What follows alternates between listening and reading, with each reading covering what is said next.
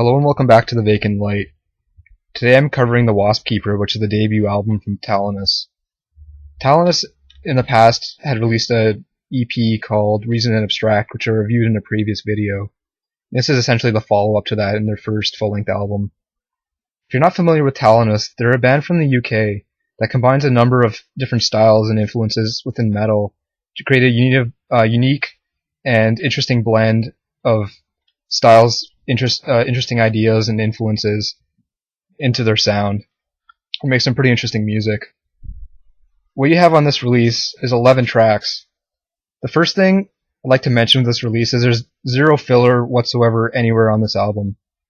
The band on this release steps up the level of complexity and intricacy to their music, and that flows through to each and every track on here, with no exception. In terms of instrumentation, what you have on here is guitar playing, vocals, bass, drums, and a bit of keyboard and synth effect. If you listen to their music in the past, you know that the vocalist is quite capable of doing some really amazing guttural, low vocals and clean singing as well. The first thing you'll notice on this record is that there's a lot more clean singing than on their debut EP, which is something I knew about well before actually listening to the album. The clean singing actually does fit the style quite well, and the variety and change up between those two main different styles adds a lot of dynamicy to the record, which keeps it interesting all the way through. And this is not a short record. This is about an hour long, so it's great that the band is able to add enough musical transitions, change things up enough to keep it from sounding boring or repetitive. In terms of the clean singing, you'll get a lot of melody, but there's also a sort of effect that the vocalist uses, which makes it sound like he's kind of being tormented, like a particularly anti-melodic effect to some of the parts, which adds a level of balance to the record in some way. The growly vocals range from very low and guttural to sort of mid-pitched, with almost a little bit of a black metal tinge on them, which adds even layers of dynamicy within one particular style of vocals, which I quite like. The guitar playing is similar, and I'd like to note that with both the vocals and the guitars, there's a good amount of double tracking, which adds a layer of depth and richness to the production and songwriting on this release, which you'll definitely hear even the first time through. The guitar playing ranges from clean picking parts to more sludgy and doom metal inspired guitar playing. There's also a couple of solos which are fairly well done and do flow well with the music.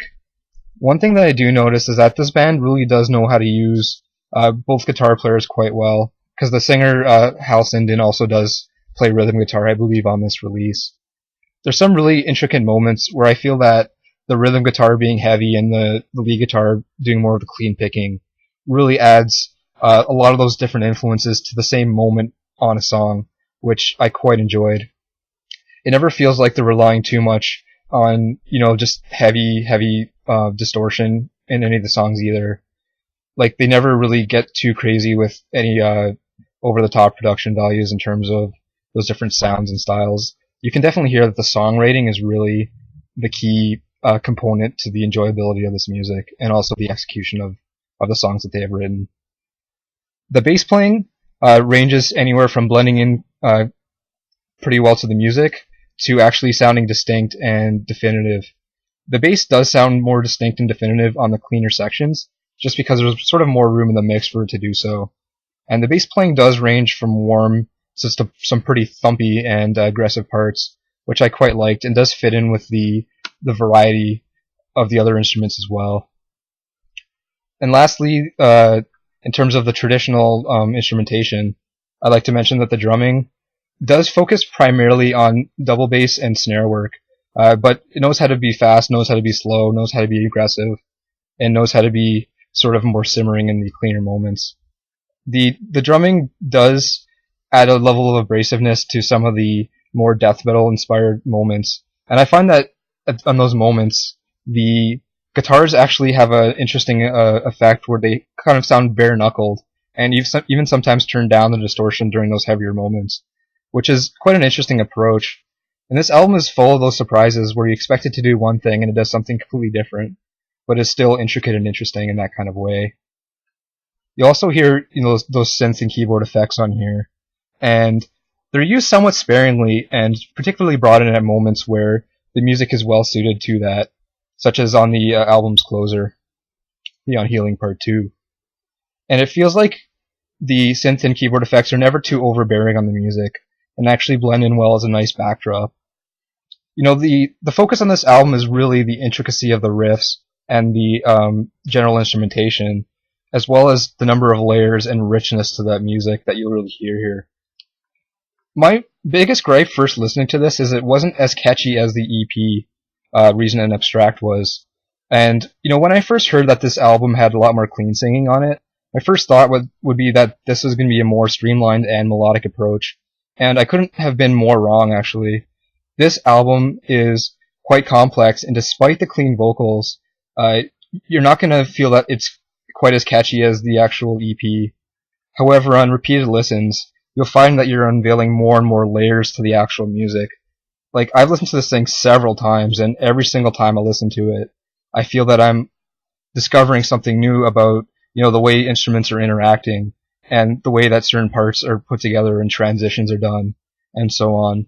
And the band has a knack for doing transitions from one style, like a very clean style, to a very heavy style within the same track, and still maintaining their sort of vocal themes and just the general melancholic style that this band likes to sort of use in their music.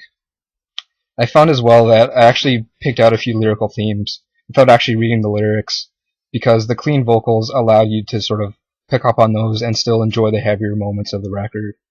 There's a lot of themes about sin and regret that you can really hear after like the first couple of listens and really clue into that on the record as well. So overall, I'd like to say that this is an album that you will enjoy and you will really feel is growing on you more and more the more you listen to it. And please don't judge this album on the first listen, because it's a richly layered album with a lot of dynamicy to it and a lot of complexity and intricacies to the specific parts and the way they mesh together. And I felt that the best moments on this album were the moments where all the parts meshed together and something unique and creative was resulting from that.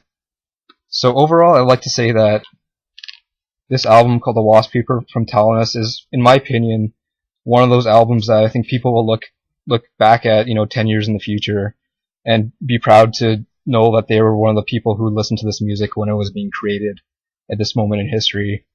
I feel that I'm gonna sort of get that same feeling with other albums, that I had with other albums, such as My Dying Bride's Turn Loose the Swans.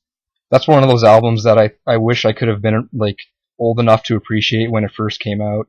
And now that I look back on that album, I feel that, 10 years in the future, when I think about The Waspkeeper, I'm gonna have a similar feeling about it. This is just seminal doom metal music from this era, and I think this band is gonna do very well in what they're doing. Thanks a lot for watching this video, and goodbye.